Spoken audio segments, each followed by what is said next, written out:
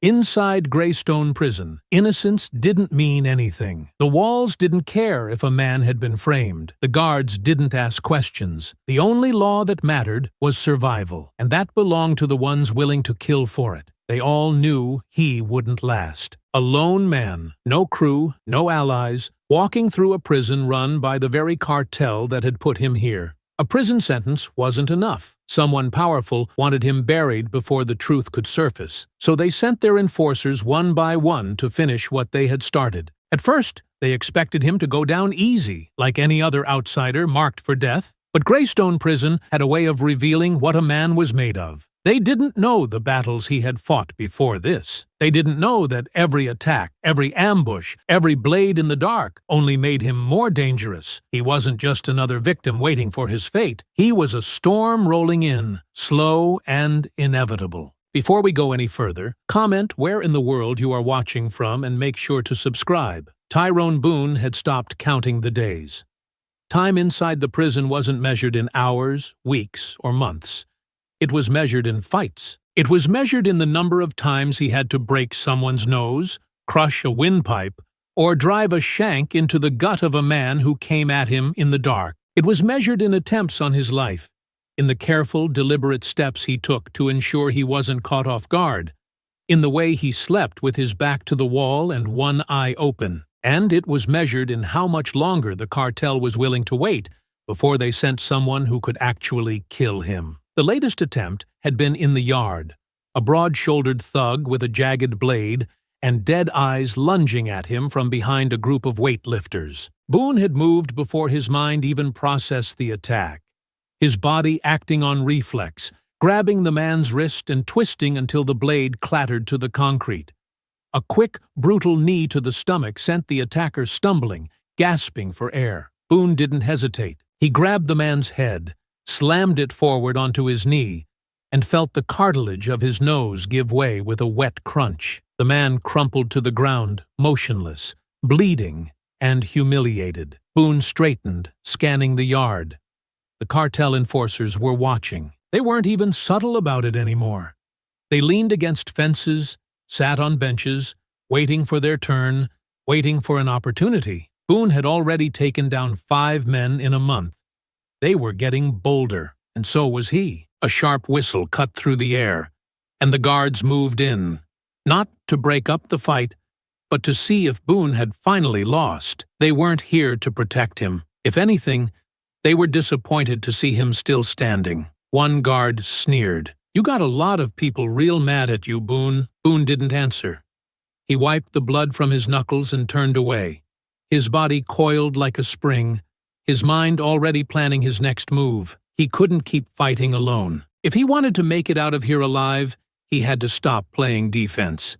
It was time to start his own war. The walls of Greystone Maximum Security Prison weren't just meant to keep people in.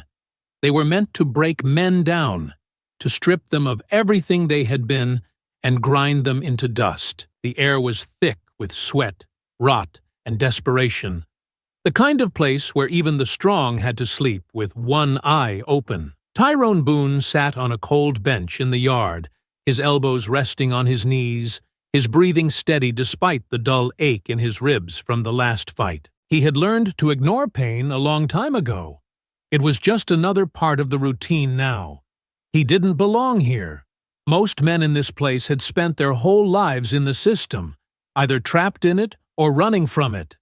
But Boone had spent his life fighting for his country, for the men at his side, for the people who couldn't fight for themselves. He had done things most would never understand, some things he wasn't proud of, but never for the wrong reasons. And yet, here he was, a good man in a place that didn't care. His life before all this had been one of discipline, service, and sacrifice. A Navy SEAL for 15 years, then a private military contractor, taking jobs the government couldn't officially sanction. He had worked security in war zones, extracted hostages, taken down dangerous men who would never see the inside of a courtroom. He had never been a saint, but he had never been a criminal either. And yet, he was now a convicted murderer, sentenced to die. The setup had been perfect. It had started with a simple job, a security contract in Mexico, protecting a corporate executive with cartel enemies. Boone had done dozens of assignments like it before. It had gone off without a hitch, no complications, no violence. And then, the moment he stepped off the plane back home, the feds had been waiting. They had the evidence. His fingerprints on bullet casings, a money trail connecting his accounts to cartel payments, a witness swearing he had executed an informant. Boone had laughed the first time he heard the charges. It was so absurd that he had thought, for just a second, that it was all some kind of mistake. But it wasn't. The cartel had planned this for years. Rodrigo Castillo. Boone had crippled his operation in a classified mission years ago, disrupting his smuggling routes, taking out his enforcers. But Castillo had survived. He had rebuilt, and when Boone had taken a new job in his territory, Castillo had seen his opportunity. He hadn't just wanted Boone dead. He had wanted him erased. The trial had been a farce. Boone had watched the jury, saw the way they looked at him, not as a man, but as a weapon, a soldier with too many bodies to his name. His lawyer had fought hard, but the case was too airtight, too orchestrated. The verdict had been guilty. The sentence? Death. Boone had been angry at first. Then he had been numb. And now? Now he was just focused on staying alive. Because Castillo wasn't willing to wait for the state to execute him. The cartel ran this prison. They had men inside, inmates and guards alike, all on Castillo's payroll. Boone wasn't supposed to last a week here. The attacks had started the first night.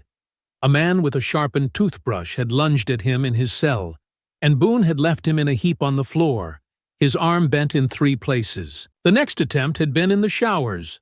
3 men with makeshift blades, 2 left unconscious, 1 with a broken jaw, and it hadn't stopped since. The reason was simple. If Boone survived long enough, the truth might come out. His lawyer had already started digging. There were inconsistencies in the witness testimony, questions about the evidence chain. And then there was the leak, an anonymous source suggesting that Boone had been framed. That was the cartel's real fear, that someone would prove Boone was innocent before they could kill him. So now they were escalating. Every day Boone saw new men watching him from across the yard. They weren't even subtle about it anymore. The whispers, the exchanged glances, the coiled anticipation of another attempt. He had already taken down 5 men in a month, but the cartel wasn't backing off. He exhaled slowly, scanning the yard, watching the ones who were watching him, the ones plotting. He had been fighting alone since he got here. That had to change. If they wanted him dead so badly, he was going to make them fight for it, and he wasn't just going to survive, he was going to win. The walls of Greystone's visitation room were stained with years of cigarette smoke and bad decisions, the kind of place where time stretched unbearably long, and hope felt like a foreign concept. A thick sheet of bulletproof glass separated the prisoners from their visitors, each conversation reduced to murmurs beneath the steady hum of failing fluorescent lights. The guards stood nearby, pretending not to listen, though Boone knew better. They always listened. He had been dragged from the yard an hour ago, escorted down the long, soulless corridors of Greystone, past rows of cells where men either plotted murder or waited to die. The transition from the chaos of prison life to the suffocating silence of the visitation room always felt jarring. Here, in this small, dimly lit space, the war raging inside the prison walls seemed distant. But Boone knew better than to believe in illusions. He sat on the metal stool, rolling his shoulders to loosen the tension that never really left. His ribs still ached from the last fight, but pain was something he had long ago learned to live with. On the other side of the glass sat Zane Porter, his lawyer, looking far too polished for a man who spent most of his time elbow-deep in the dirt of the justice system. Porter leaned forward, his suit crisp, his sharp green eyes scanning Boone the way a man sizes up a bad hand in poker. "You look rough," he said. Boone smirked, resting his forearms on the metal ledge beneath the glass. "You should see the other guys." Porter exhaled through his nose, his fingers drumming against the folder in front of him. Boone recognized the movement. It meant bad news was coming. "Tell me," Boone said, his voice even. "What did you find?" Porter hesitated. That wasn't like him. Boone had met plenty of lawyers in his life. But Porter wasn't the type to waste time. He was aggressive, sharp, a man who fought like a rabid dog when he smelled blood. That hesitation wasn't a good sign. Porter leaned in. "It's getting worse," he said, voice low. "The cartel isn't just trying to keep you locked up. They're tightening their grip on the case. The lead witness? Dead. Car accident. Convenient timing." Boone's jaw tightened. "And the evidence?" Porter shook his head. "Still buried. I'm working on it. But every time I push, someone pushes back harder. This thing is locked down tight. I don't have proof yet, but I'd bet everything I own that there are high-level people making sure you never walk free." Boone already knew that. He had known from the moment they stuck him in Greystone, the worst prison in the country, the one controlled by the very people who wanted him dead. Still, hearing it out loud put a weight in his chest. "That's the outside," Boone said. "What about the appeals?" Porter frowned. "They're stalling, dragging their feet, waiting for you to disappear. They know the longer you stay in here, the higher the chance you end up another statistic. Another statistic. Another inmate who didn't make it to trial." Boone ran his tongue over his teeth, considering. "So what you're saying is, I don't have time." Porter nodded. "Not much." Boone leaned back slightly, rolling his shoulders again, forcing himself to stay loose, stay in control. He could feel the weight of Porter's stare, waiting for some kind of reaction, maybe anger or frustration. But Boone didn't deal in wasted emotions. He dealt in solutions. "Things are moving in here too," Boone said finally. "They're getting bolder. The last guy came at me in the showers. 3-on-1, boxed me in. Cartel's running out of patience." Porter's fingers curled into fists against the table. "How bad?" Boone smirked, but there was no humor in it. "I'm still here, aren't I?" The lawyer's face was a mask of frustration. "Boone, you can't keep fighting them off forever." "I don't plan to." Porter narrowed his eyes. "What do you mean?" Boone exhaled slowly, tilting his head as he watched a guard step closer, pretending to check his watch. They were always listening. Didn't matter. Boone had nothing to hide. "I mean, it's time I stopped playing defense." Porter didn't flinch, but Boone knew him well enough to see the flicker of understanding behind his eyes. "You have a plan," Porter said flatly. "Yeah," Boone said, voice calm. "I do." Porter hesitated. He wasn't a man who scared easily, but he wasn't reckless either. "Boone, listen to me. If you make too many moves in here, it could backfire. They could isolate you, put you in the hole, cut you off from me completely." Boone knew that was a risk, but he also knew what wasn't an option: sitting back and waiting to die. "They're coming for me no matter what," Boone said, voice low but steady. "I might as well make them bleed for it." Porter sighed, rubbing a hand down his face. "You're a stubborn man, you know that?" Boone's smirk returned. "That's why you like me." Porter didn't answer right away. When he finally spoke, his voice was quieter, more serious. "I'll keep pushing on the outside. But Boone, you need to make it to that appeal. No reckless moves." Boone met his gaze. "Reckless gets men killed. I don't do reckless." Porter studied him for another long moment, then nodded, standing. "I'll be back in a week. Try not to get shanked before then." Boone watched him go, his lawyer's words still ringing in his ears.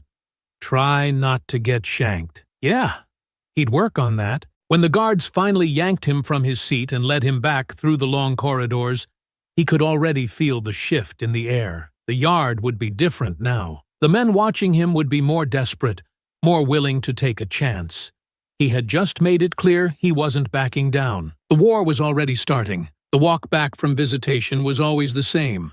Long, tense, and filled with the kind of silence that meant something was coming. The guards led Boone through a maze of dimly lit corridors, past rows of steel-barred cells where men lurked in the shadows, watching, whispering. The air was thick with sweat. the stench of unwashed bodies, and something else. The slow rot of men who had been here too long, who had lost whatever piece of themselves had once belonged to the outside world. Boone wasn't one of them. Not yet. The minute they entered D Block, Boone could feel the weight of every pair of eyes settle on him. The hierarchy inside Greystone was built on blood. Who controlled what? Who lived? Who got fed? Who got protection? And who was disposable? The cartel ran everything, and Boone was their biggest problem. At the top was Hector Rivas, the man who had ordered Boone dead the moment he stepped into Greystone. Rivas had been a cartel enforcer before he got locked up, but prison hadn't weakened him. It had given him a throne. He was short, wiry, and covered in tattoos, with a face that never smiled. A man who had killed his way to power and wasn't about to let Boone disrupt his empire. Boone had already taken out 5 of his men in the last month, and he knew Rivas wouldn't let that stand much longer. Then there were the soldiers, the ones who did the dirty work, the killers, the enforcers, the men who controlled the drugs, the weapons, and the flow of money inside these walls. They walked the yard like they owned it because, in a way, they did. Their loyalty was to Rivas, but their orders came from the outside, from Castillo. Boone wasn't fighting just one man in here. He was fighting an entire system designed to kill him. And then there were the guards. Half of them were bought, paid off, turning a blind eye to whatever the cartel needed. The others, they just didn't care. They saw men like Boone as animals locked in a cage, waiting to tear each other apart. The warden had made it clear from day one there would be no favors, no protection, no concern for Boone's survival. If he lived, he lived. If he died, paperwork would be filed, and the world would move on. But Boone wasn't entirely alone. There were men who hated the cartel just as much as he did. Dante Alvarez was one of them. A former gang leader from the streets of Los Angeles, Dante had run with his own crew before the cartel had crushed them, forcing his people into servitude or the grave. Dante had refused to bend, and now he was trapped in Greystone, surrounded by enemies on all sides. Boone had seen the way Dante watched him, the way he measured every move Boone made, waiting to see if he was just another man trying to survive or something else entirely. They had never spoken more than a few words to each other, but Boone could feel it. Dante was waiting for something, a reason, a spark. There were others too.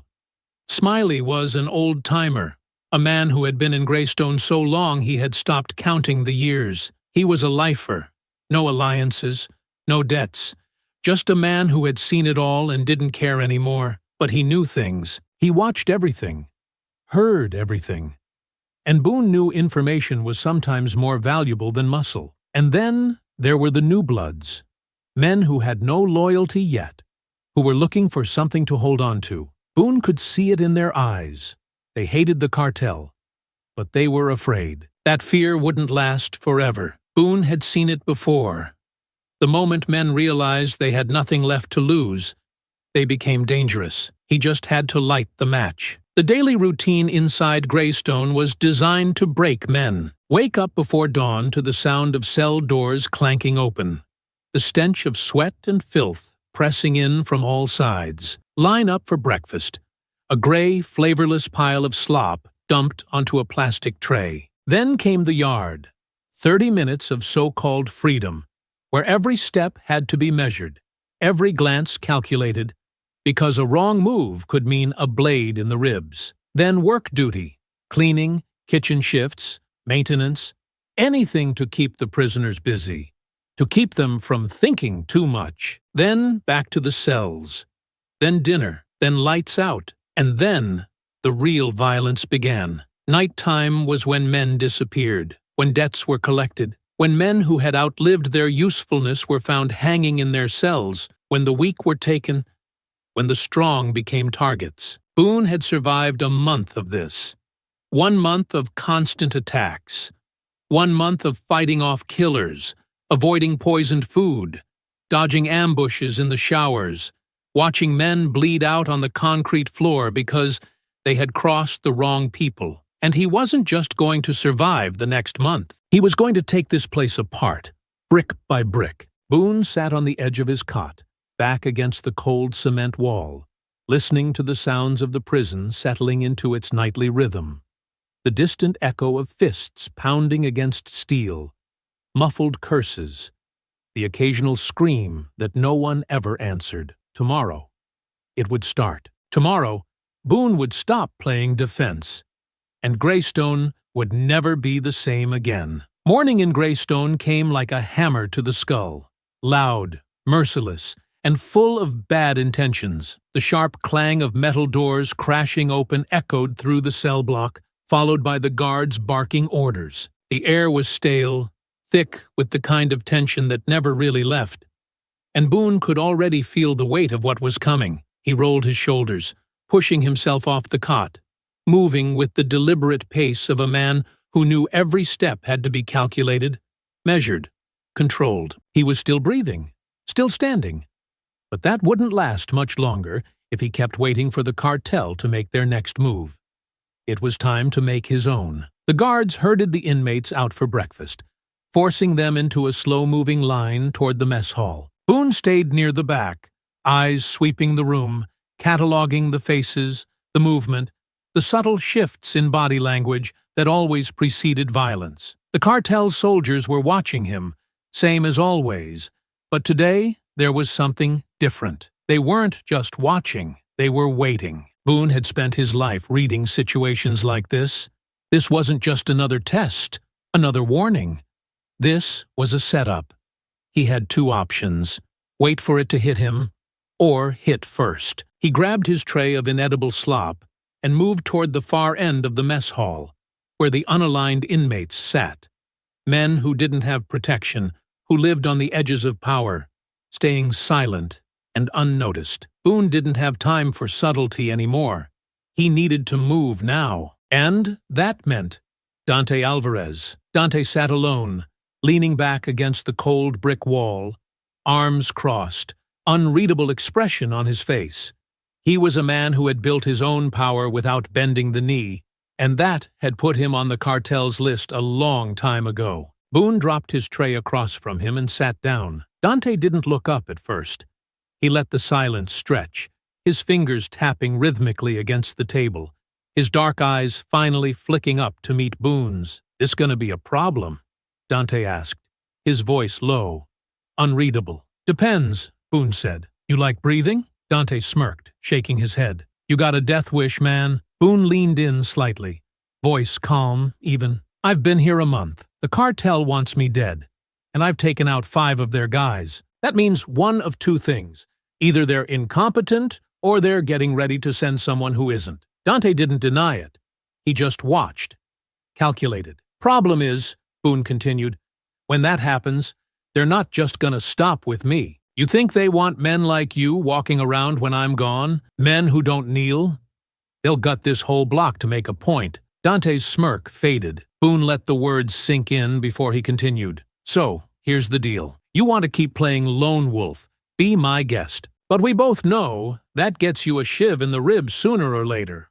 Or we do something about it." Dante exhaled slowly, then leaned forward, lowering his voice. "And what exactly do you think we're gonna do?" Boone glanced around the room, lowering his voice to match. "We start cutting the head off the snake. One by one." Dante's jaw tightened, his fingers curling against the table. Boone let the moment stretch before he continued. "I don't need you to like me. I don't need trust. I just need you to be smart enough to see what's coming." Dante studied him for a long moment, then finally nodded. Not agreement, but understanding. "You're crazy," Dante muttered. "Probably," Boone admitted, "but I'm still alive." Dante let out a slow breath, shaking his head. "So what's the plan, tough guy?" Boone's eyes flicked to the far side of the mess hall, where Rivas sat surrounded by his enforcers, eating like he didn't have a worry in the world. "The first step," Boone said, voice quiet. "We take away their power." Dante frowned. "And how do you plan to do that?" Boone's smirk was cold. "We cut off their supply lines, their smuggling routes, the drugs, the money, the bribes, Everything that keeps them on top. Dante gave a dry chuckle. Yeah, sure. Let's just do that. Should be easy. Boone didn't blink. You know how they move product in here. You know who the weak links are. All we need is one. Dante's smirk faded. He stared at Boone for a long moment, then finally exhaled, shaking his head. You're out of your mind, he muttered again. Boone took a slow bite of his food, smirking. So is that a yes? Dante sighed, rubbing his temples. I'm gonna regret this. Probably. Dante looked at Boone one last time before nodding, barely perceptible. All right, let's make some trouble. Boone felt the shift immediately. The war had officially begun. The deal was made. Boone and Dante had set the first piece in motion, but in a place like Greystone, nothing happened without consequences. The morning after their conversation in the mess hall, Boone moved with purpose through the routine. The same breakfast of cold, gray slop, the same yard rotations, the same distant glares from the cartel soldiers who still controlled everything. But something had changed. The air was different now. They knew. Word traveled fast in Greystone, and Boone had no doubt that Hector Rivas already had men watching their every move. That was fine.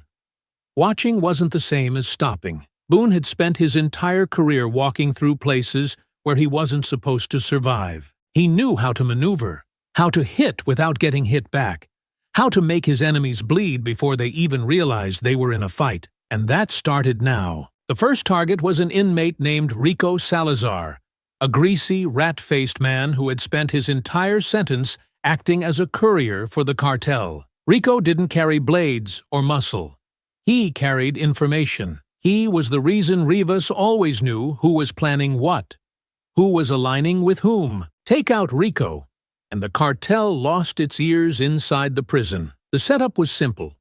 Boone and Dante waited until the laundry detail was called, one of the few places in Greystone where there were no cameras, where the guards didn't bother supervising beyond locking and unlocking the doors. It was the perfect place to send a message. Rico walked in first, completely unaware that Boone was waiting in the shadows. Dante kept watch near the entrance while Boone struck. A quick, brutal grab. One hand clamped over Rico's mouth, the other twisting his arm behind his back until he was forced onto his knees. Do you know who I am? Boone asked, his voice calm. Rico thrashed, trying to turn his head, but Boone tightened his grip. You're gonna stop talking, Boone continued. No more messages, no more updates. Whatever Rivas asks you, you tell him nothing. Or, Boone pressed a knee against Rico's back, pushing just hard enough to make it clear he wasn't bluffing. You won't walk out of here. Rico's breathing turned shallow, his pulse a wild rhythm beneath Boone's hand. You understand me? Boone asked. A quick, frantic nod. Boone let go, stepping back, watching as Rico scrambled to his feet, gasping. Walk away, Boone said quietly. Make them think you were never here. Rico bolted without looking back. Dante exhaled through his nose. Subtle, he muttered. Boone smirked. He'll make sure Rivas knows exactly what happened. Let him stew on it. But Boone wasn't naive. He knew this wouldn't be the end of it. The cartel had survived inside Greystone for years because they didn't let threats go unanswered. They would hit back. The only question was when. That night, Boone sat on his cot, back against the cold cement wall, staring at the ceiling. The plan had to move faster. If they waited, the cartel would adjust. He needed something bigger than a scare tactic. He needed leverage. You're thinking too loud, Dante muttered from his own bunk. Boone didn't respond right away. He had spent years thinking through problems under pressure, working through obstacles when the odds were against him. Prison wasn't so different from a battlefield. You know how they move product in here, Boone said finally. Dante was quiet for a moment. Then, yeah, who runs the actual distribution? Boone asked. Not the enforcers. The guys who move it between blocks, handle the drops. Dante exhaled slowly. That'd be Miguel Ochoa and his crew. They're the ones that make sure every shipment gets where it needs to go. Rivas trusts them because they're smart enough not to get greedy, but dumb enough to be controlled. Boone nodded to himself. That was the weak spot. They get their orders directly from Rivas? Mostly. But Miguel's a middleman. He doesn't make decisions. He just follows them. Boone tapped his fingers against his knee, working through the angles. If they cut off the supply routes, they could choke the cartel's entire operation inside the prison. The drugs, the bribes, the smuggling, all of it ran through those networks. Dante seemed to be following his train of thought. "You're thinking about taking out Miguel, aren't you?" Boone shook his head. "Not yet. Killing him does nothing. Controlling him, though, that changes everything." Dante let out a low chuckle. "You're ambitious." Boone turned his head, meeting Dante's gaze. "You in?" Dante rolled his shoulders. "Rivas has had a hold on this place for too long. If we break that, he's got nothing." Boone leaned back against the wall, his mind already working through the details. If they could get to Miguel, they could make sure the next cartel shipment never made it to its destination. That would put the pressure on Rivas, force him to make mistakes. And in a place like Greystone, one mistake was all it took for a king to fall. Boone closed his eyes briefly, exhaling. Tomorrow, they'd make their move, and Greystone would never be the same again. Morning arrived with the same clang of metal doors and the echoing shouts of guards, but Boone knew today would be different. The quiet conversations between cartel members, the way Rivas's men watched him in the yard, it all pointed to a growing tension, a fuse burning toward an inevitable explosion. Boone needed leverage, and he knew exactly where to get it. Miguel Ochoa was a linchpin in Rivas's network, the one who moved contraband and information through the prison. Taking him out directly would be too obvious, too messy, and would bring the full weight of the cartel crashing down on Boone and Dante. Instead, Boone needed to make Miguel come to him. As the inmates gathered for their brief yard time, Boone and Dante positioned themselves near the edge of the exercise area, casually watching as Miguel coordinated a handoff with another inmate. The exchange was subtle, almost imperceptible. A small package slipped from one hand to another, disguised by a handshake. Dante leaned in, voice low. "You sure about this?" Boone nodded. "We need him nervous. If he feels like he's being watched, he'll start making mistakes." They waited until Miguel finished the handoff, then approached him casually, as if they were merely passing by. Boone let his gaze linger just long enough for Miguel to notice. "Problem, Boone?" Miguel asked, his tone guarded. Boone shook his head, a faint smirk on his lips. "Just watching the show. Seems like you're running quite the operation here." Miguel's eyes narrowed. "Mind your business." Boone shrugged, turning away.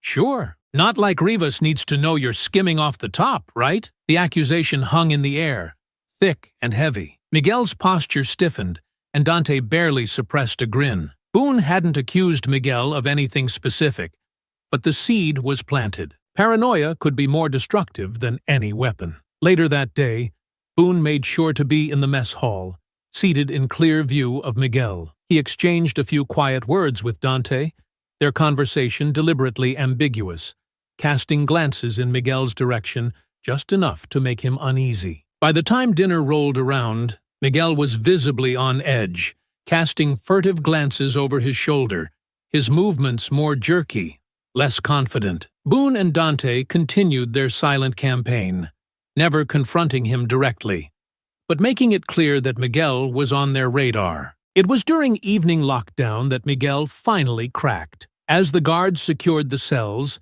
Miguel slipped a note to one of the lower-level inmates, a request for a meeting with Rivas, a move he wouldn't have made unless he felt cornered. Boone watched the exchange from his cell, a faint smile playing at his lips. Miguel was trapped, not by force, but by his own fear of being discovered. By making Miguel think he was under surveillance, Boone had forced him to reveal his vulnerabilities. When lights out came, Boone leaned back against the cold concrete wall of his cell, his mind already moving to the next step. Now that Miguel was scrambling to cover his tracks, Boone could exploit the cracks forming in the cartel's network. The plan wasn't to take out Miguel, it was to make him a liability to Rivas.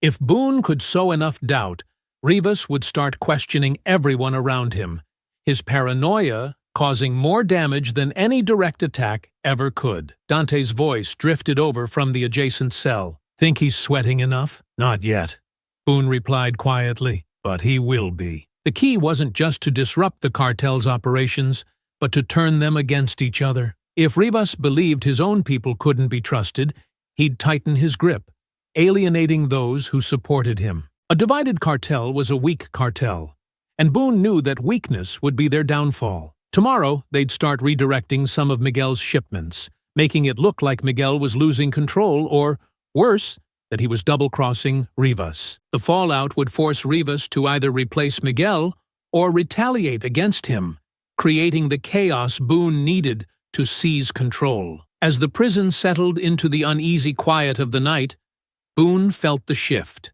This wasn't just survival anymore. It was a campaign, a strategy, a slow dismantling of the power structure that had ruled Greystone for too long. And Boone was ready for the next move. Morning arrived like a slow-moving storm. The air in the yard was different, heavier, charged with the kind of tension that signaled something was coming. Boone had spent enough time in war zones to recognize the shift, the way men stood differently, the way conversations were shorter, more hushed. Everyone knew what was about to happen. Then Rivas walked in. He moved like he owned the place, because for years he had. The guards didn't stop him.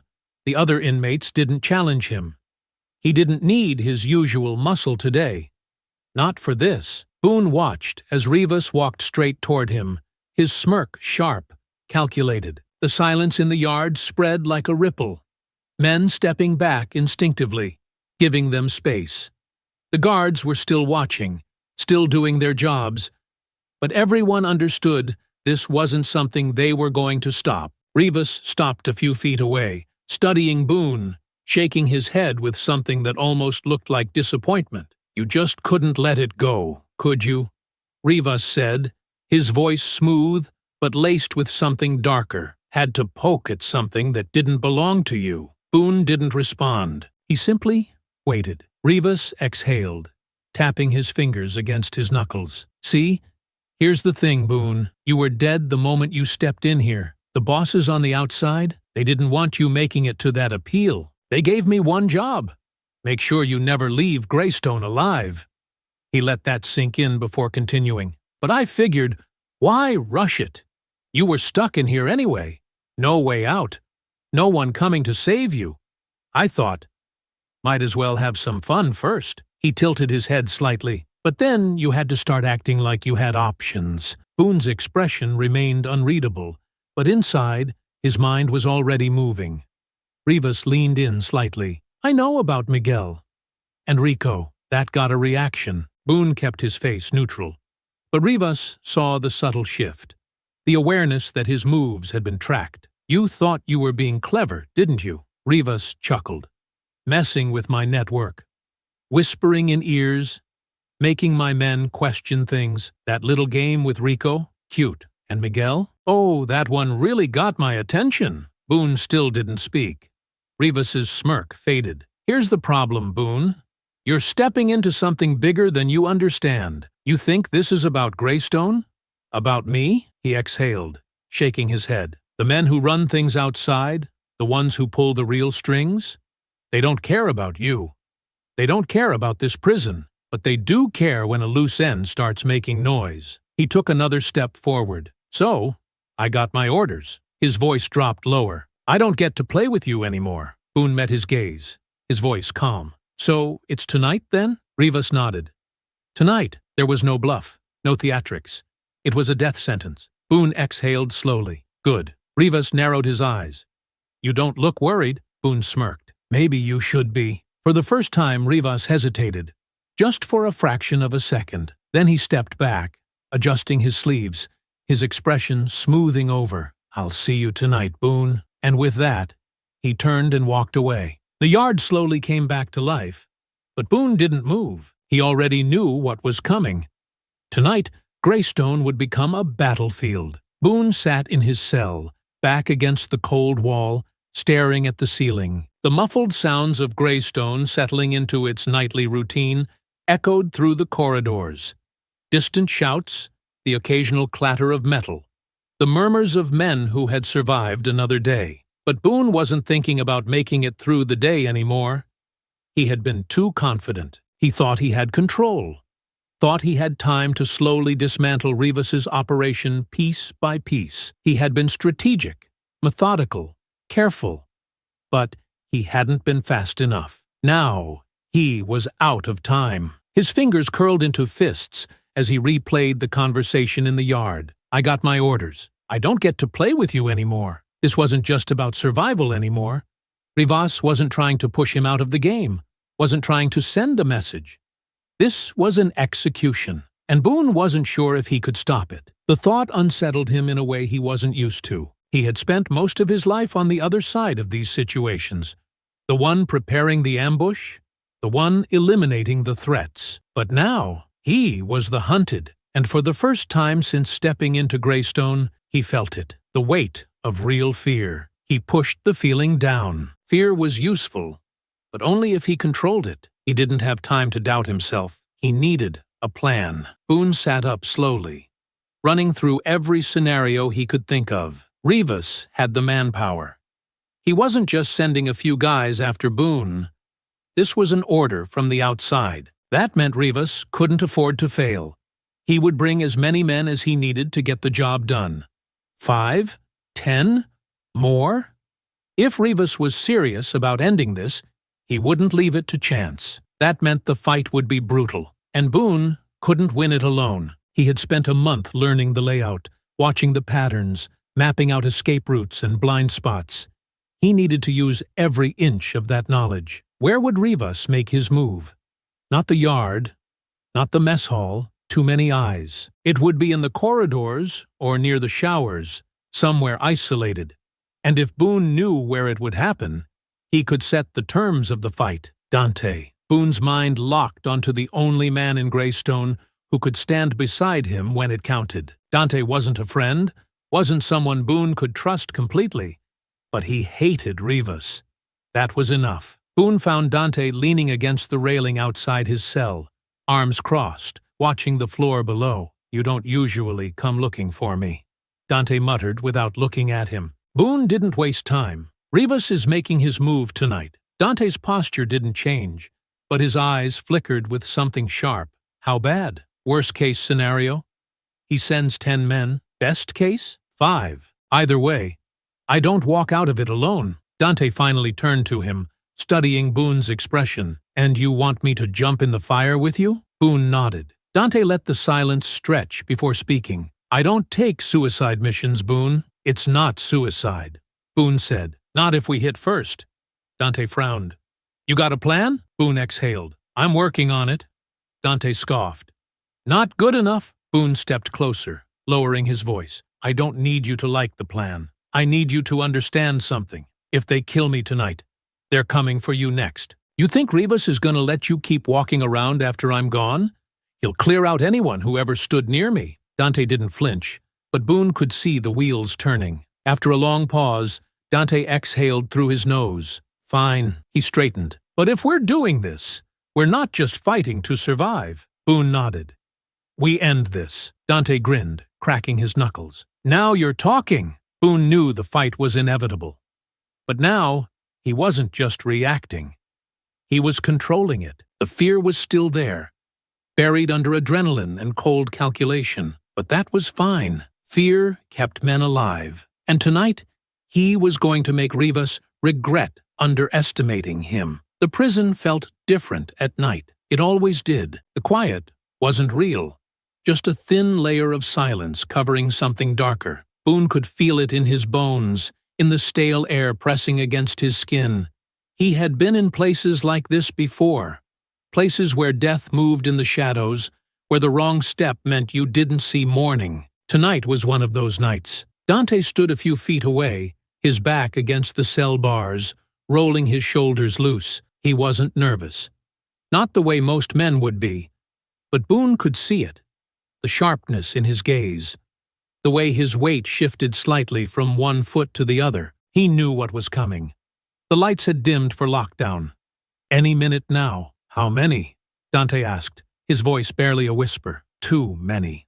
Boone muttered back. A few of the guards had been bought off. That much was clear. Rivas wasn't sending a few men to send a message.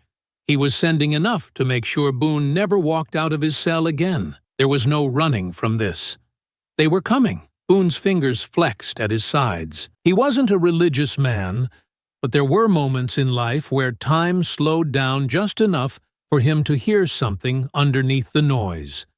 Some quiet understanding of what was about to happen. He had felt it in combat. In those seconds before a mission turned bloody, he felt it now. And then it happened. The first sound was the click of a lock sliding open. Not Boone's, not Dante's.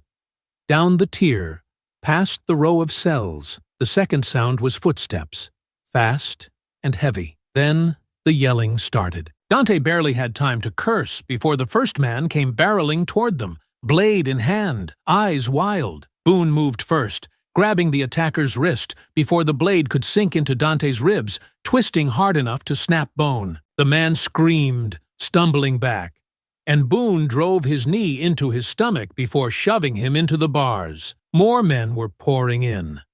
Dante didn't wait. He lunged at the second attacker, catching him in the throat with an elbow before yanking him down into a brutal knee strike. The man collapsed, gasping, but there was no time to finish him. 3 more were rushing in. Boone barely ducked in time to avoid a shiv aimed for his neck. He caught the attacker's wrist, twisting him off balance, but another man tackled him from the side, sending them both crashing against the cold concrete. The fight descended into chaos. Boone landed 2 hard punches, knocking his attacker off balance, but before he could get up, a boot connected with his ribs, sharp pain flaring through his side. He gritted his teeth, rolling, just as another blade slashed down, barely missing his shoulder. Dante was brawling with 2 men at once, fists flying, elbows cracking into jaws. Blood dripped from his lip, but he didn't slow down, dodging a wild punch and driving one of his own into a man's stomach. Boone felt another kick coming, twisting just in time to grab the attacker's leg and yank him off balance. The man hit the floor hard, and Boone followed, raining down 2 quick, brutal punches before rolling away. Barely avoiding another attack, the air reeked of sweat and blood, the sound of fists hitting flesh, the grunts of pain, the heavy breathing of men locked in a fight where losing meant dying. More men were coming. Boone's mind was racing, looking for an opening, a way to turn the fight in their favor. They couldn't hold this spot forever. Then he saw it, the hallway leading toward the maintenance corridor. It was tight, narrow. Only 1 or 2 men could fight at a time. If they moved now, they could force Rivas's men into a bottleneck, take them on one at a time instead of being swarmed. "Dante!" Boone shouted between breaths. "Back! Move back!" Dante barely hesitated.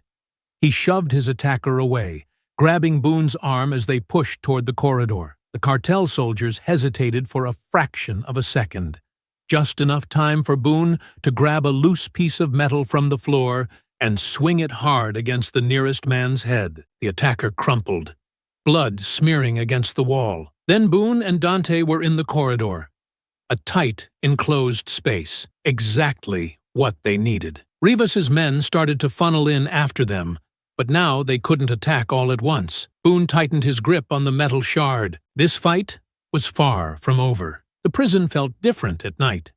It always did. The quiet wasn't real, just a thin layer of silence covering something darker. Boone could feel it in his bones, in the stale air pressing against his skin. He had been in places like this before, places where death moved in the shadows, where the wrong step meant you didn't see morning. Tonight was one of those nights. Dante stood a few feet away, his back against the cell bars, rolling his shoulders loose. He wasn't nervous, not the way most men would be, but Boone could see it. The sharpness in his gaze, the way his weight shifted slightly from one foot to the other. He knew what was coming. The lights had dimmed for lockdown. "Any minute now." "How many?"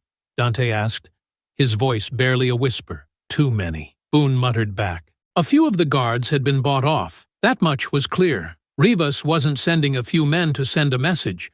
He was sending enough to make sure Boone never walked out of his cell again. There was no running from this. They were coming. Boone's fingers flexed at his sides. He wasn't a religious man, but there were moments in life where time slowed down just enough for him to hear something underneath the noise. Some quiet understanding of what was about to happen. He had felt it in combat. In those seconds before a mission turned bloody, he felt it now. And then it happened. The first sound was the click of a lock sliding open. Not Boone's, not Dante's.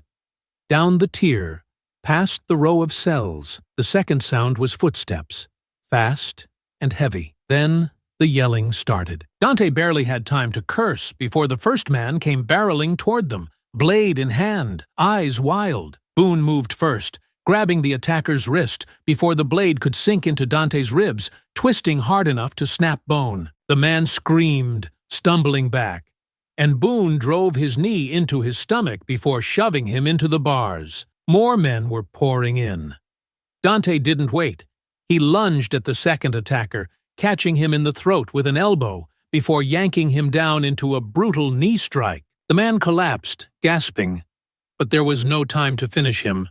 3 more were rushing in. Boone barely ducked in time to avoid a shiv aimed for his neck. He caught the attacker's wrist, twisting him off balance, but another man tackled him from the side, sending them both crashing against the cold concrete. The fight descended into chaos. Boone landed 2 hard punches, knocking his attacker off balance, but before he could get up, a boot connected with his ribs, sharp pain flaring through his side. He gritted his teeth, rolling, just as another blade slashed down, barely missing his shoulder. Dante was brawling with 2 men at once, fists flying, elbows cracking into jaws. Blood dripped from his lip, but he didn't slow down, dodging a wild punch and driving one of his own into a man's stomach. Boone felt another kick coming, twisting just in time to grab the attacker's leg and yank him off balance. The man hit the floor hard, and Boone followed, raining down 2 quick, brutal punches before rolling away. Barely avoiding another attack, the air reeked of sweat and blood, the sound of fists hitting flesh, the grunts of pain, the heavy breathing of men locked in a fight where losing meant dying. More men were coming. Boone's mind was racing, looking for an opening, a way to turn the fight in their favor. They couldn't hold this spot forever. Then he saw it, the hallway leading toward the maintenance corridor. It was tight, narrow. Only 1 or 2 men could fight at a time. If they moved now, they could force Rivas's men into a bottleneck, take them on one at a time instead of being swarmed. "Dante!" Boone shouted between breaths. "Back! Move back!" Dante barely hesitated. He shoved his attacker away, grabbing Boone's arm as they pushed toward the corridor. The cartel soldiers hesitated for a fraction of a second, just enough time for Boone to grab a loose piece of metal from the floor and swing it hard against the nearest man's head. The attacker crumpled, blood smearing against the wall. Then Boone and Dante were in the corridor, a tight, enclosed space, exactly what they needed. Rivas's men started to funnel in after them, but now they couldn't attack all at once. Boone tightened his grip on the metal shard. This fight was far from over. The corridor was tight, dark, and unforgiving. The kind of space where men fought like animals because there was nowhere else to go. Boone dug his heels in, gripping the jagged piece of metal in his hands. Every muscle in his body coiled and ready. The air stank of sweat, blood, and rage. Dante stood beside him, rolling his shoulders loose, his lips split, his breath steady despite the chaos behind them. There was no turning back now. The first man lunged into the corridor, wild and reckless. A mistake. Boone didn't hesitate. He sidestepped the charge, grabbed the man's wrist, and slammed the jagged metal into his forearm. A sharp scream filled the corridor as the attacker staggered back, clutching his arm. But Boone was already moving, slamming an elbow into his face and sending him crashing into the wall. Another man forced his way in. Dante met him head-on. A sharp hook to the ribs, a knee to the stomach. The man crumbled, but not before another rushed forward, swinging a blade wildly. Boone barely twisted in time, the shiv slicing through his sleeve, cutting shallow into his arm. Pain flared, hot and sharp, but he ignored it. He caught the man's wrist, twisting hard, forcing the blade free before driving his forehead into the attacker's nose. The wet crunch of bone breaking filled the air. More were coming. The bottleneck worked in their favor, but Boone knew they couldn't stay here forever.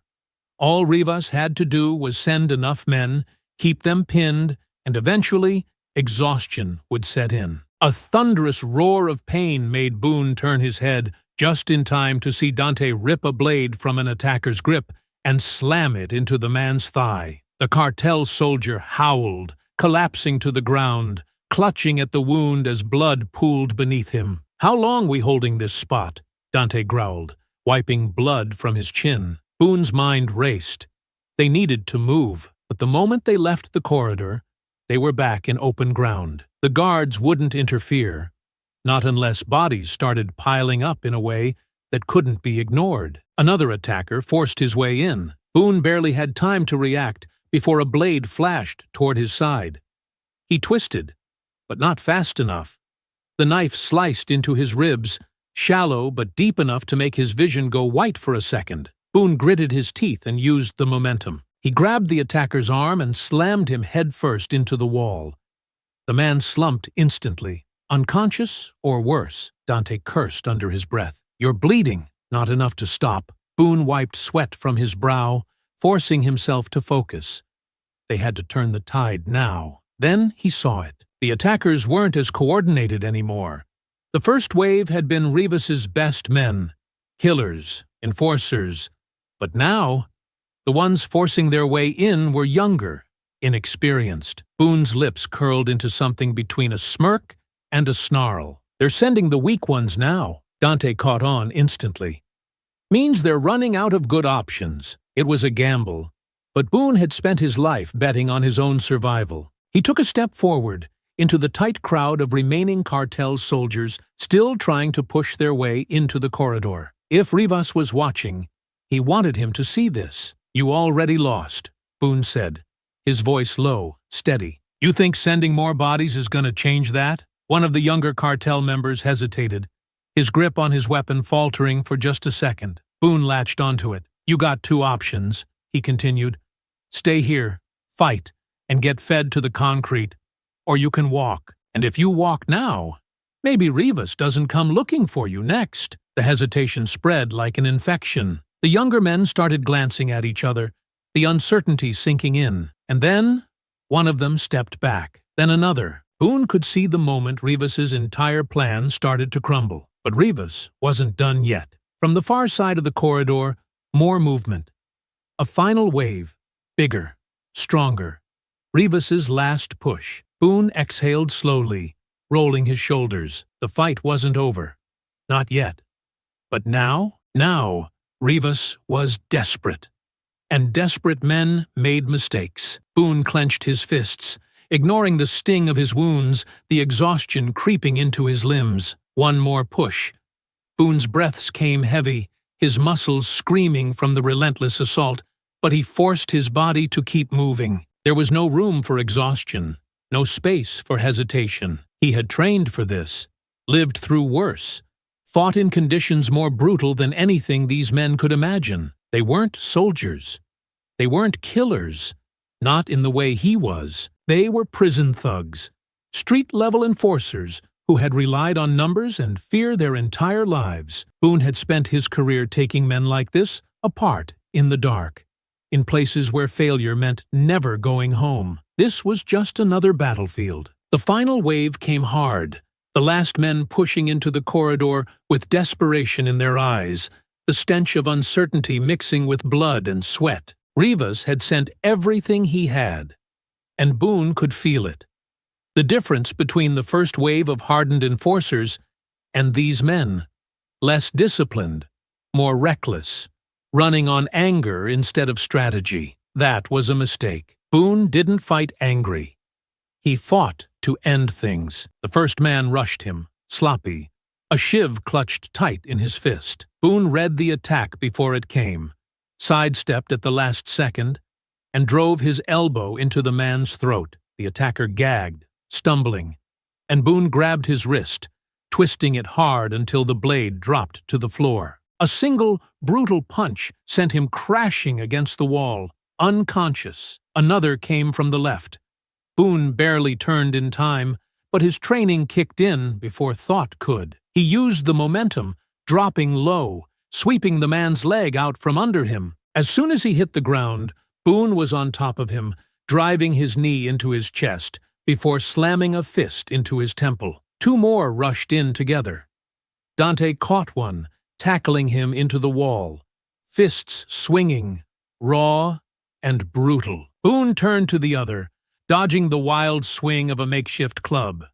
Too slow, too predictable. Boone closed the distance fast, stepping into the man's guard, trapping his weapon arm and twisting him into a choke. The man thrashed, but Boone squeezed, cutting off his air, keeping him locked until he went limp. More men kept coming, but Boone's world had narrowed to calculated movements, precise strikes, no wasted energy. His body was battered, his ribs ached, but his mind remained sharp. He had trained for this, to fight when outnumbered, to break through waves of untrained enemies, to keep moving no matter what. A hard hit to the ribs nearly sent him stumbling. A fist cracked against his jaw. Pain blurred his vision for a second, but he recovered, slipping under another wild swing and driving his fist into the attacker's kidney. The bodies started piling up, some unconscious, some groaning, others too broken to get back up. The last man standing hesitated, glancing at the wreckage Boone and Dante had left behind. Boone saw the fear settle into his eyes. He wasn't a fighter, he was a follower, and right now, there was nothing left to follow. The man turned and ran. Boone exhaled sharply, rolling his shoulders, his body aching from the sheer brutality of the fight. Then the alarm blared. The guards had finally decided to show up. Bright lights flooded the corridor. Heavy boots thundered down the walkways, shouts echoing through the prison. Boone barely registered it. His vision was tunneling, exhaustion wrapping around him like a weighted blanket. Dante wiped blood from his chin, glancing around at the aftermath. We made a mess. Boone let out a breath, his hands still clenched into fists. He could hear the guards shouting orders, their footsteps growing closer. They had let it go on long enough, but now they had no choice but to react. A moment later, 4 guards stormed in, weapons drawn, eyes scanning the devastation. One of them, the ranking officer, stared at the scene, his face a mask of shock. His gaze flicked from the unconscious bodies littering the corridor to Boone, bruised, bloodied, still standing. His voice was almost incredulous. "You did all this?" Boone didn't answer. The exhaustion finally hit him like a freight train, his body finally registering the toll of the fight. His knees buckled slightly. Dante caught his arm before he could collapse completely, his smirk laced with something between amusement and respect. "Not bad, Boone." The guards were already barking orders, ordering everyone to the ground, locking down the prison. Boone barely heard them. His heart was still pounding, his vision still blurred from the adrenaline leaving his system. He had won, but he wasn't done yet. This wasn't just about surviving the night. This was about the war still to come. Boone let out a slow breath, closing his eyes just for a second. Rivas had thrown everything at him, and Boone was still standing. Solitary was designed to break men, to strip them down to their most primal selves, to remind them that no one cared if they disappeared into these walls forever. Boone had seen it happen before, had watched strong men come out of the hole with something missing in their eyes, a piece of themselves left behind in the darkness. But he had spent too many nights alone in places worse than this, had learned to listen, to think, to wait. There was always something to hear if you paid attention. At first, it was just the usual. The clank of metal doors, the shuffle of boots against concrete, the distant murmur of guards talking just outside. Most of it was routine. Then a name caught his ear. "Rivas," one of them muttered, voice low, cautious. Boone didn't move, didn't react, just let his breathing slow as he focused. "They're done with him," the second guard said, frustration seeping into his tone. "Got word this morning. The outside bosses don't trust him anymore," the first guard scoffed. "Figures. He was supposed to take care of it quick, clean. Instead, he turns this place into a war zone. And now they've got us watching our backs, just as much as the inmates." Boone's pulse stayed steady, but something inside him shifted. The outside cartel had cut Rivas loose. That changed everything. "Place is a mess now," the first guard continued. "Lieutenants fighting each other. New guys trying to step up. They're all too busy trying to keep from getting stabbed to worry about finishing what Rivas started." The second guard let out a humorless laugh. "Good.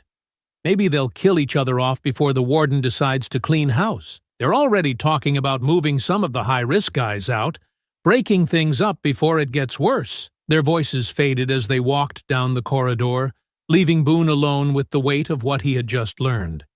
He wasn't out of danger.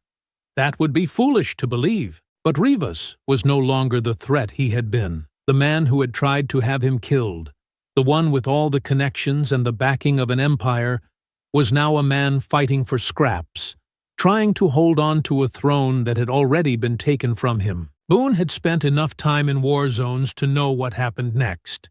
The scavengers would move in, tearing apart what was left, too busy with their own power struggles to care about an ex-Navy SEAL locked in a cage. For the first time in a long time, he liked his odds. He didn't need to fight anymore. He didn't need to start another war. If the cartel was turning on itself, then all Boone had to do was outlast them. He let out a slow breath, feeling the tension in his shoulders ease just slightly. His lawyer was working. The case was moving, even if it was slow. If he could just stay alive long enough, the system would catch up. The evidence was there. The flaws in the case were unraveling, and the pressure was building. Sooner or later, someone would have to act. And when they did, Boone wouldn't be in Greystone anymore. That was his mission now. Not revenge, not control, not even survival in the way he had been thinking before. Just time. If he could buy himself a few more weeks, maybe a month, that would be enough. The cartel would finish tearing itself apart, the legal fight would reach its breaking point, and Boone would walk out of this place through the front gates instead of a body bag. He wasn't used to waiting. Every instinct in his body told him to move, to push, to strike first. But this wasn't a battlefield, and the rules were different. If he played this right, he wouldn't have to fight again. He closed his eyes, letting his head rest against the cold wall. The worst of it was over. Now, all he had to do was wait. The air in Greystone felt different when Boone stepped out of solitary. It wasn't a big change, not something the guards would notice, but Boone could feel it. The way the noise level in the block had shifted, the way men spoke in quieter voices, the way certain faces were missing from their usual places. It was the silence of uncertainty. Rivas was losing power. Boone had seen it happen before. A leader stumbles, takes a hit they weren't supposed to take, and suddenly the men who swore loyalty start looking for a new flag to stand under. In a place like Greystone, power didn't last unless you reminded people why they should fear you, and Rivas had failed to do that. The guards barely spoke as they led him through the block, though Boone caught a few sideways glances, some assessing, some irritated. They had wanted the cartel to handle him, wanted Boone to disappear into a prison scuffle so they wouldn't have to deal with the mess. But that hadn't happened. Boone was still standing, and now they had no idea what to do with him. He stepped back into the tier, moving toward his bunk, eyes sweeping the room. Some men watched him openly now, not hiding their curiosity, their calculations. Before, most of them had probably assumed he'd be dead within the first month. But now they weren't sure what to make of him. Boone wasn't sure what to make of it either. He spotted Dante leaning against the railing of the second level, arms crossed, watching the yard below. Boone made his way up, moving slow, feeling the stiffness in his ribs where the last fight had left its mark. Dante smirked as Boone stepped up beside him. "They let you out early." Boone exhaled. "Guess they missed me." Dante chuckled. "Yeah, That must be it. Nothing to do with the fact that half the block's still licking their wounds from that mess in the corridors. Boone didn't respond, just let his gaze move across the room, tracking the shifting alliances, the quiet conversations. How bad is it? Dante tilted his head slightly. Rivas is done. His crew's falling apart. Word is, the outside bosses cut him loose. That means the guys still loyal to him? They're trying to figure out where to land before they end up on the wrong side of a shank. Boone nodded slightly. He had expected as much. The cartel wasn't a family. It was a machine, and when a part stopped working, they didn't fix it. They replaced it. You worried about anyone stepping up? Boone asked. Dante shrugged. There's always someone willing to take the crown, but nobody's got the pull yet. They're too busy watching each other, waiting to see who makes the first move. That buys you time. Boone let out a slow breath. Time. That was all he needed now. He wasn't in the crosshairs anymore.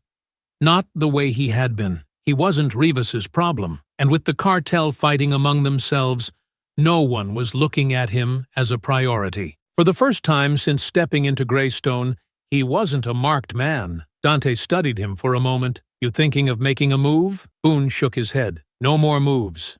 I sit tight. Let them eat each other alive. Dante grinned.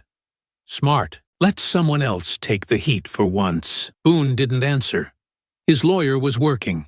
The case was moving. He had fought his way through hell, but now he just had to survive long enough for the system to catch up. He leaned against the railing, exhaling slowly. For the first time since arriving at Greystone, he liked his chances. Boone felt the shift in the air before he saw him. Prison had a way of warning you. A subtle change in energy. The feeling of tension wrapping around the room like a coiled wire. He had been standing near his bunk, talking with Dante, when the low murmur of the block suddenly dipped, conversations tapering off, heads turning ever so slightly. Then came the footsteps.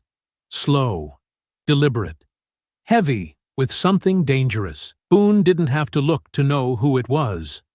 Rivas. He turned just as the man stalked toward him, his face twisted with a fury that wasn't just anger. It was desperation. Rivas had lost his control over Greystone, had lost the trust of the outside cartel leaders, and now he was spiraling, looking for any way to claw back power before it slipped completely from his grasp. And Boone? Boone was the man who had shattered his reputation. Rivas wasn't coming for a conversation. Boone's gaze flicked downward, a makeshift shank. A sharpened piece of metal clutched tight in Rivas's grip, held low against his thigh to hide it from immediate view. The moment stretched. Dante tensed beside him, barely shifting his weight, eyes locked on the weapon. Boone kept his face neutral, body still, but his muscles were already coiling, calculating angles, distance, reaction time. If Rivas was going to make his move, it would be now. Rivas stopped just short of striking distance, breathing hard through his nose, shoulders rising and falling with the weight of his rage. You think this is over? His voice was quiet, but there was a sharpness to it, a barely contained violence. You think because I took a hit, I'm done? Boone met his gaze, steady, unreadable. You already lost. You just don't know it yet. Rivas's grip on the shank tightened. Boone saw the shift in his stance, the twitch in his fingers, the tell that he was about to lunge. It would be sloppy, desperate, uncalculated. The move of a man who had already lost control. Boone tensed. Then, Boone! A guard's voice cut through the tension like a blade. Heavy boots thudded against the concrete as one of the officers strode toward them, face set in irritation. Boone didn't flinch, didn't break eye contact with Rivas as the guard reached them. You've got a visitor, the officer muttered. Let's go. Boone watched as Rivas's jaw clenched, his fingers twitching against the weapon. His moment was gone. The guards weren't paying close enough attention to see the shank, but they were watching now, watching Boone. Rivas couldn't make his move without everyone seeing. For a second, Boone thought he might try anyway. But then Rivas stepped back, chest rising and falling like he was holding himself together by sheer force of will. His eyes burned with hatred. But Boone recognized what was underneath. fear. The man wasn't just angry. He was terrified. He was slipping, and he knew it. Boone smirked. Next time, bring a bigger knife. Rivas's lips curled back in a snarl, but before he could say another word, Boone turned and walked away, following the guard toward the visitation room. He didn't look back. He didn't need to. Rivas was already dead. He just hadn't hit the ground yet. The walk to the visitation room felt different. Boone could tell from the way the guard moved. Too stiff, too focused. The usual indifference was gone, replaced with something else, something sharp. The air inside Greystone had shifted. Boone had spent his life reading danger before it struck. And right now, every nerve in his body told him something was coming, but no one said a word. The heavy door groaned open, and Boone stepped inside. Zane Porter sat on the other side of the thick, bulletproof glass, a stack of papers in front of him, his fingers pressed against his temples like he was trying to hold his skull together. He looked up the second Boone sat down, his eyes scanning him the way a man sizes up a crumbling bridge before stepping onto it. Boone picked up the phone, his voice even. "You look like hell." Porter let out a slow breath. "You have no idea." Boone leaned forward slightly, feeling the weight of something in the air. "What's going on?" Porter rubbed a hand down his face, glancing at the papers like he was still trying to make sense of them himself. "You're getting out, Boone." Boone went still. Not a muscle moved. Not a breath changed. His mind didn't process the words right away because they didn't belong inside this place. Not in his world. He waited. Porter exhaled sharply, like he knew exactly what Boone was thinking. "Your conviction's been overturned." Effective, immediately. The words should have landed like a hammer. Instead, they felt like the start of a setup. Boone had learned not to trust anything inside these walls. He had spent a month dodging shivs and ambushes, listening for the footstep that didn't belong, reading the shifts in power like the ripples of an oncoming storm. The cartel had fought too hard to keep him buried, sent too many men to kill him. They didn't just let him walk away. His voice was steady. "How?" Porter's lips pressed into a tight line, his jaw working like he was holding something back. "Someone pulled strings." The judge took another look at the case, the ballistics, the witness statements, all of it. The prosecution didn't have a leg to stand on. "The order was signed this morning." Boone's pulse stayed slow and measured, but his mind moved fast. This wasn't Porter's doing. The lawyer had been fighting like hell, but overturning a conviction this airtight in a matter of days? That wasn't the legal system working the way it should. That was power being flexed, a hand moving behind the curtain, cutting the strings that had held Boone inside Greystone. Boone exhaled through his nose. "Who made the call?" Porter didn't answer right away. He leaned in slightly, lowering his voice even though there was no one to hear them but the guard stationed in the corner. "I don't know. That's what scares me." Boone let that sit between them. Porter wasn't a man who got rattled. He fought like a rabid dog when he smelled blood, ripped apart cases with surgical precision. But now, he looked like a man who had just realized he wasn't playing the game anymore. He was being moved around the board like the rest of them. Boone's grip tightened on the phone. "This isn't a favor. Someone wants me back out there." Porter nodded. "And I don't think it's out of the kindness of their heart." Boone thought of Rivas, the way the man had looked at him in the yard, the barely restrained fury masking something deeper, fear. The cartel had lost control of Greystone. Boone had made sure of that. But out there, the playing field was bigger, the pieces harder to see. If they were letting him out, it wasn't because they'd given up. It was because they had something waiting for him on the outside. The guard knocked on the glass. "Time's up." Porter leaned in one last time, his voice low and firm. "Listen to me, Boone. You step out of those gates, you're walking into a different kind of fight. Be ready." Boone didn't nod, didn't respond. He just set the phone down and stood, because he was always ready. The walk back to his cell was silent, but the air around him wasn't. He could feel the eyes, the shift in weight, the unspoken calculations happening in real time. Word was spreading already. The men who had tried to kill him, the ones who had been waiting for the next attempt, they all knew what this meant. Boone was leaving Greystone, and that meant he wasn't their problem anymore. It meant he was everyone else's. The steel doors of Greystone groaned as they slid open, the outside world spilling in with a rush of cold air, and a sky stretched wide and endless. Boone stepped forward, his boots hitting the pavement just outside the gate, but his mind was still inside. He had spent weeks fighting to stay alive in that place, measuring time in broken ribs and blood-stained knuckles.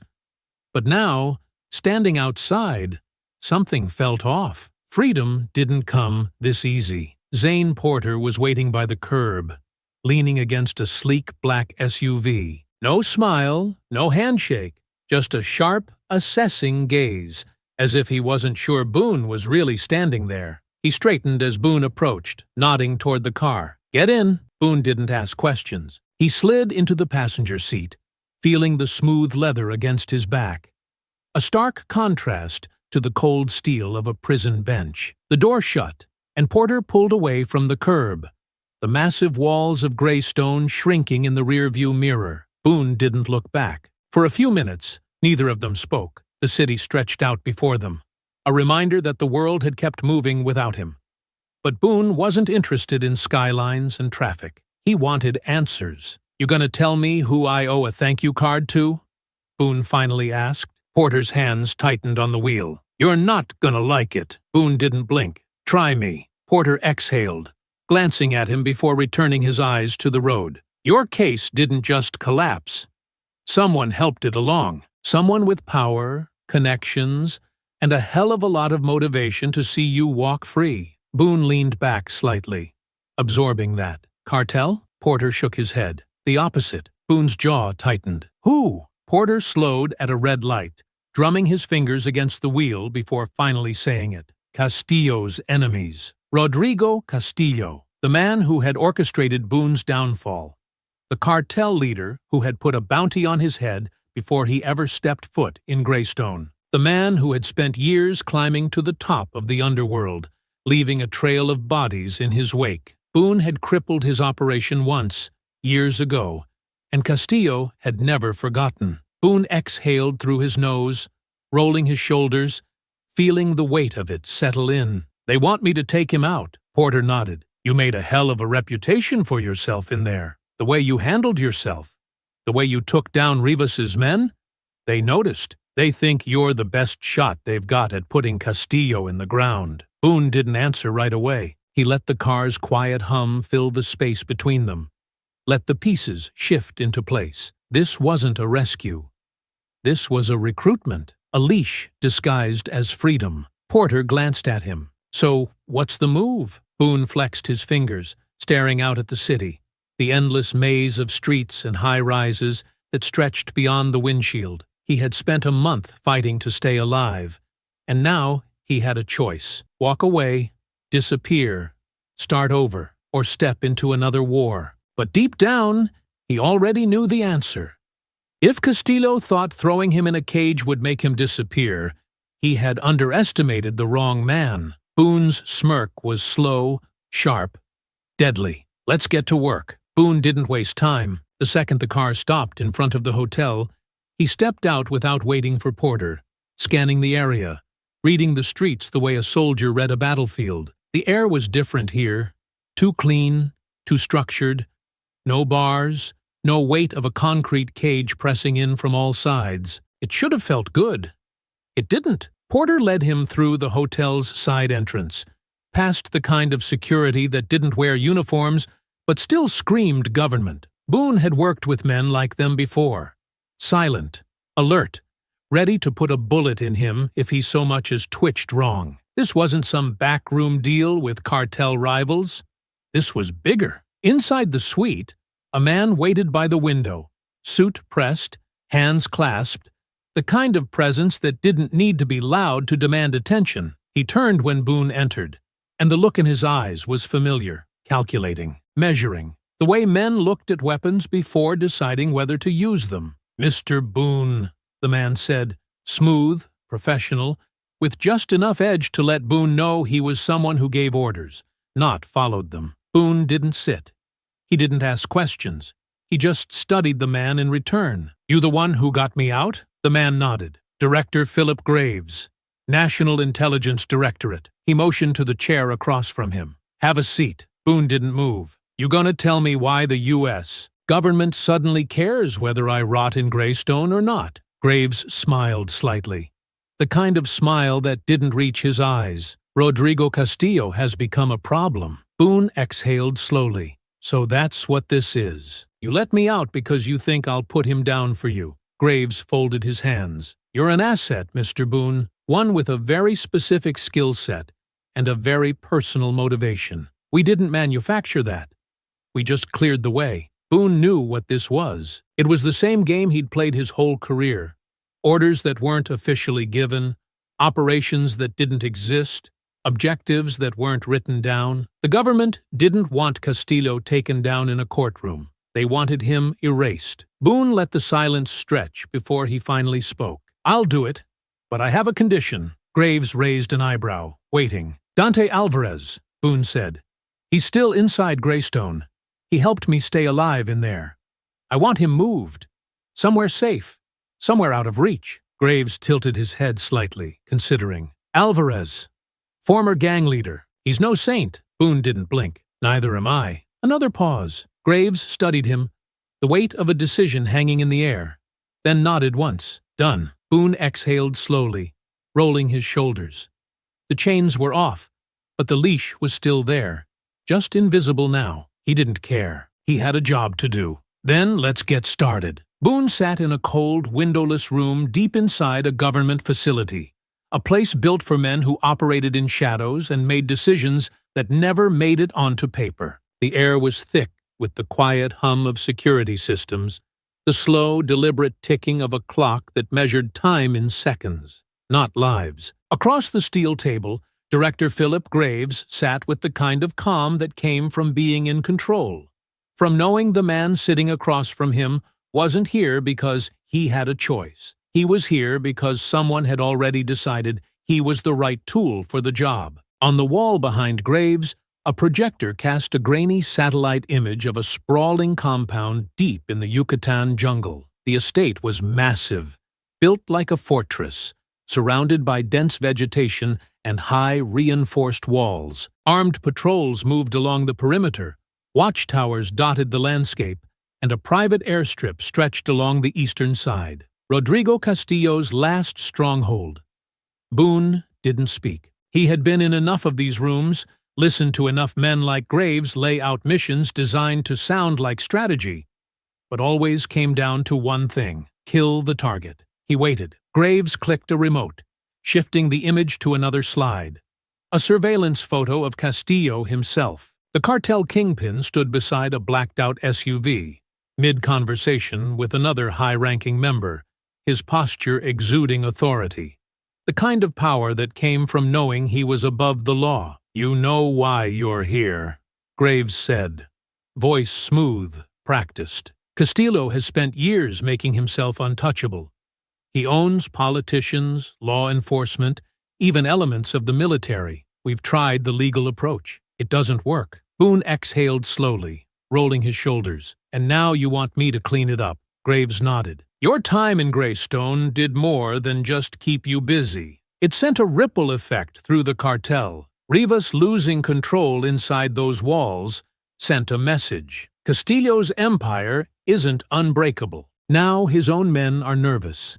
His rivals are circling, and he's moving fast to secure his power." Boone's eyes traced the compound layout on the screen, absorbing entry points, security placements, vulnerabilities. "What's the window?" 48 hours, Graves said. "Castillo is hosting a private meeting with his top lieutenants, his inner circle. We're not just taking him out. We're eliminating the entire leadership structure in one move.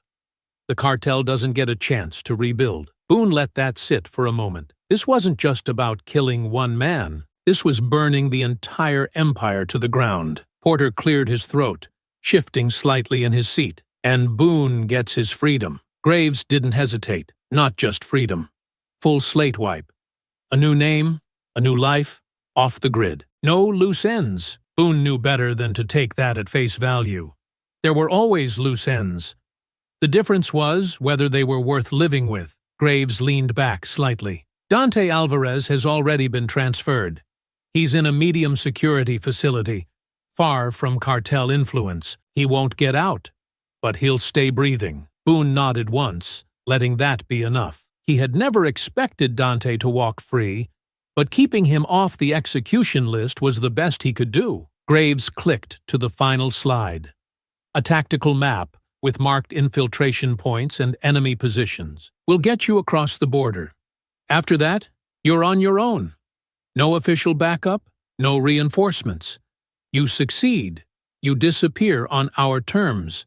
You fail, no one comes looking. Boone smirked slightly. Business as usual. Graves clasped his hands together. Then let's get to work. Boone sat in the back of the unmarked jet, the low hum of the engines filling the cabin as they cut through the night sky. The interior was stripped down. All function and no luxury. No attendants, no wasted space. Just Boone, Graves, and two silent operators whose only job was to make sure he made it across the border in one piece. The air smelled like steel and stale coffee, and the only sound, aside from the engines, was the soft rustling of mission briefs and the occasional click of Graves's pen against the table. Boone wasn't reading the files anymore. He had already memorized every inch of Castillo's compound, every blind spot in the security cameras, every rotation pattern of the guards. He had studied the guest list, the schedules, even the layout of the panic room Castillo thought would keep him safe. None of that was what concerned him. Boone had fought ghosts in the dark before. The hard part wasn't getting in, it was getting out. Graves sat across from him, his suit as crisp as ever, completely at ease, like they were heading to a business meeting instead of a war. "You ready for this?" he asked, tapping a finger against the edge of the folder in front of him. Boone smirked, stretching his shoulders slightly. "Don't ask a man like me that unless you want the real answer." Graves exhaled through his nose, something close to amusement flickering in his otherwise unreadable expression. "Fair enough." He leaned back, crossing his arms. "Once you hit the ground, you've got 6 hours before Castillo's security tightens. His lieutenants start arriving at sundown. That's your window." Boone nodded. "And exfil?" Graves glanced at the two operators sitting near the cockpit. One of them, a tall man with close-cropped hair and the kind of blank stare that belonged to career spooks, spoke for the first time. "There's a clearing 3 clicks east of the compound. We'll have a bird waiting. Get there by 0200. If you miss that window, you're on your own." Boone rolled his shoulders, checking the harness straps on his tactical vest. "Wouldn't be the first time." Graves slid a small black case across the table. Boone popped it open, scanning the contents. Custom Glock 19, suppressor, extra mags, and a sleek combat knife. Blackened steel, lightweight, the kind of blade meant for killing, not intimidation. A few other tools were tucked in the foam lining. Small explosives, lock picks, a burner phone already loaded with local frequencies. Boone picked up the knife first, testing the weight in his hand. He had never been a fan of carrying more than necessary. A gun could jam, a radio could fail, but a knife? A knife was personal. A knife didn't need reloading. Graves watched him, his expression unreadable. "You'll have a vehicle waiting on the outskirts of town, preloaded with gear, weapons, disguises, local intel. Once you reach the compound, you're on your own. No comms with us. You do the job, you exfil, and you disappear." Boone didn't respond. He just closed the case, locking everything into memory. Graves leaned forward slightly, his voice dropping an inch. "This is the last thing standing between you and freedom, Boone. No more prisons.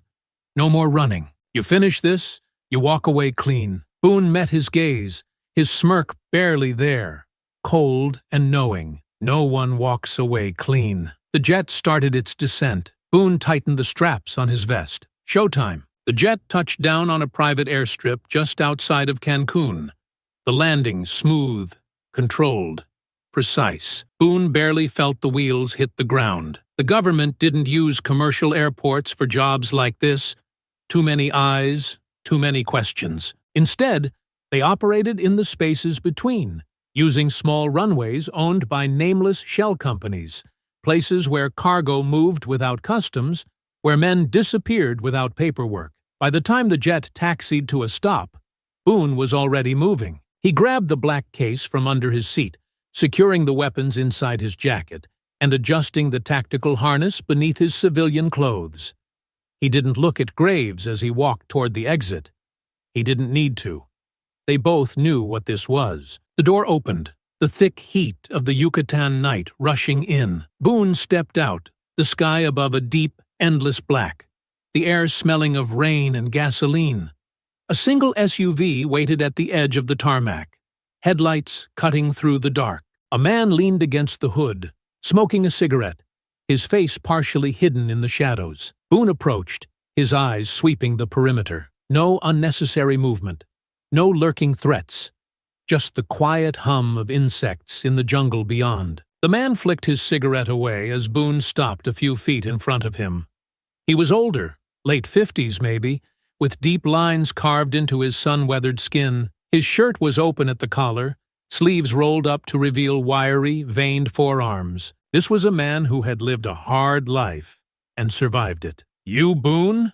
the man asked in Spanish, his voice rough from years of smoke and violence. Boone nodded once.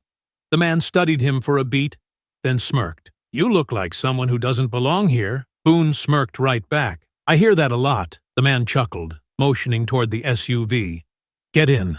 We don't talk out here." Boone slid into the passenger seat without hesitation. The man climbed in behind the wheel, starting the engine with a smooth turn of the key. The moment they pulled onto the narrow jungle road, Boone glanced at him. "Who are you?" The man exhaled through his nose, shifting gears. "Call me Rojas. I'm your local handler. Graves sent me ahead to set everything up. Safe house, weapons, escape routes, whatever you need, I'll make it happen." Boone didn't bother with small talk. "Tell me about the compound." Rojas nodded, keeping his eyes on the road. "Castillo's security has tightened since the Greystone fallout. He knows his enemies are watching, but he still thinks he's untouchable inside those walls. That's his weakness." Boone leaned back, listening. "There's a service road leading to the eastern wall, used mostly by suppliers and contractors. It's the quietest entry point, but they check vehicles hard. No easy way through the gate." Boone nodded. "What about the perimeter?" "Patrolled, but predictable. 2-man teams every 15 minutes. Dogs on the south side, motion sensors near the cliffs. But the jungle to the north? That's where the old drainage tunnels lead. They were used during construction, sealed up after, but not well enough." Boone's smirk was barely there. "That's my way in," Rojas chuckled. "I figured. I've got gear waiting at the safe house. Rope, charges, weapons. You'll have everything you need." Boone exhaled, rolling his shoulders. He had done jobs like this before, but this was different. This was personal. Rojas glanced at him. "You're not just here for Castillo, are you?" Boone's smirk was slow, sharp. "No." Rojas nodded, like he understood something deeper. "Then let's get you ready." The SUV sped into the night, the jungle closing in around them. The hunt had begun. The SUV rumbled down a dirt road, tires kicking up dust as it weaved through dense jungle, the headlights bouncing off thick palm leaves and gnarled roots stretching across the path. Rojas drove without hesitation, barely slowing for the rough terrain. He knew the route well. This wasn't the first time he had delivered a man to a fight. Boone sat in silence, scanning the darkness, committing every turn, every landmark to memory. He didn't trust GPS, didn't rely on technology. If things went sideways, he'd need to get out of here on foot. And he wasn't about to let some jungle maze trap him. After 20 minutes, the road opened up into a clearing, and there it was, the safe house. A 2-story concrete structure, unassuming but sturdy, built to blend in with the surrounding vegetation. The kind of place where no one asked questions, where men came to disappear or prepare for something violent. Rojas killed the engine. The night was thick with the sounds of insects and the distant hum of the ocean, but nothing else. No cars, no voices, no threats. Boone stepped out, stretching his shoulders, rolling his neck as he took in the perimeter. 2 exits, reinforced windows, a generator humming in the back. Good setup. Rojas unlocked the door and stepped inside. The air was cool, the scent of old wood and gun oil lingering. A single table sat in the center of the room, covered in gear: rifles, handguns, knives, explosives, enough firepower to start a war and finish one. Boone stepped forward, his eyes sweeping the selection. He ran a hand over a suppressed M4 carbine, light and compact, perfect for tight spaces. Beside it, a sleek, blacked-out Sig Sauer P226, the weight familiar in his palm. He checked the slide, the magazine, nodded to himself. "You'll want these," Rojas said, tossing a small duffel toward him. Boone caught it one-handed, unzipping it to find a tactical vest, extra magazines, and a few pounds of C4 neatly packed with remote triggers. Boone smirked. "Planning a fireworks show?" Rojas chuckled. "You want to kill a king?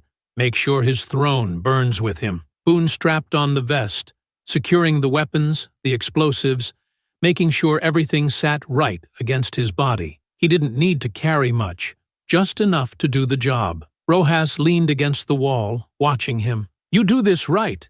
Castillo's empire collapses overnight. You leave a power vacuum that'll tear itself apart before anyone can step up to replace him." Boone fastened the last buckle, rolling his shoulders.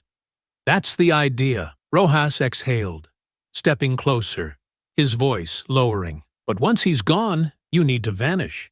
You stay too long, the cleanup crew won't be from your side." Boone already knew that. "I'll be out before the sun comes up." Rojas nodded, satisfied. "Then let's talk insertion." He led Boone to a map pinned to the wall. Aerial images of Castillo's compound, hand-drawn notes marking weak points, entry routes, and blind spots. North perimeter is your best bet.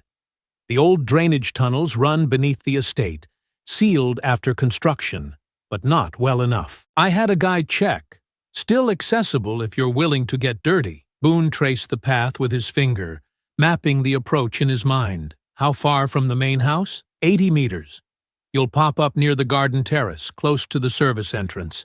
Less security there. Castillo doesn't think anyone's getting in that way. Boone smirked. That's his first mistake. Rojas continued. "Once you're inside, you've got 30 minutes before the meeting starts. Castillo's lieutenants will be drinking, celebrating. They won't expect an attack. You take them out fast, you leave no survivors. Then you get to the exfil point. There's an old logging road 2 clicks east. No cameras, no checkpoints. I'll have a vehicle waiting." Boone nodded. "And if I miss the window?" Rojas gave a dry chuckle. "Then you better pray you run faster than bullets." Boone grabbed the rifle, slinging it over his shoulder, then pocketed extra ammunition. He was ready. Everything was set. Rojas clapped him on the back. "Time to go. The king doesn't know it yet, but his reign ends tonight." Boone adjusted his vest, feeling the weight settle against his chest. He had spent his life walking into fights that weren't supposed to be won, and he had walked out of every single one. Tonight would be no different. With one last breath, he stepped into the night, the jungle swallowing him whole. The hunt was on. Boone moved through the jungle like a shadow, his breath steady, each step measured, the compound ahead glowing against the thick wall of trees. Castillo's men patrolled in predictable rotations, their movements slow, unhurried. They had spent too long believing the walls around them made them safe. That belief was the opening Boone needed. Keeping low, he approached the north perimeter where Rojas had told him about the old